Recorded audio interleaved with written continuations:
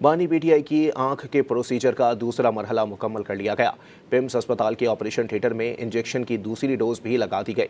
वफाकी वजीर पार्लिमानी उमूर तारिक फजल चौधरी ने कहा कि बानी की आंख के दूसरे तिब्बी प्रोसीजर के हवाले से वजाहत करना जरूरी है। बानी पीटीआई को सख्त सिक्योरिटी में पिम्स मुंतकिल किया गया। डॉक्टर्स की हिदायत के मुताबिक पहले प्रोसीजर के बाद बिनाई में बेहतरी आई। माहिर मौलजीन ने दूसरे प्रोसीजर की सिफारिश की और आज ये अमल कामयाबी से मुकम्मल किया गया। मेडिकल टीम की क्लियरेंस के बाद बानी को वापस अडियाला मुंतकिल कर दिया गया। तारिक फजल चौधरी ने कहा कि बानी पीटीआई को दूसरा इंजेक्शन 24 मार्च को लगाया जाएगा। हर कैदी को कानून के मुताबिक तिब्बी सहूलियात की फराहमी रियासत की जिम्मेदारी है। बानी पीटीआई की आंख के प्रोसीजर का दूसरा मरहला मुकम्मल कर लिया गया। पिम्स अस्पताल के ऑपरेशन थिएटर में इंजेक्शन की दूसरी डोज भी लगा दी गई। वफाकी वजीर पार्लिमानी उमूर तारिक फजल चौधरी ने कहा कि बानी की आंख के दूसरे तिब्बी प्रोसीजर के हवाले से वजाहत करना जरूरी है। बानी पीटीआई को सख्त सिक्योरिटी में पिम्स मुंतकिल किया गया।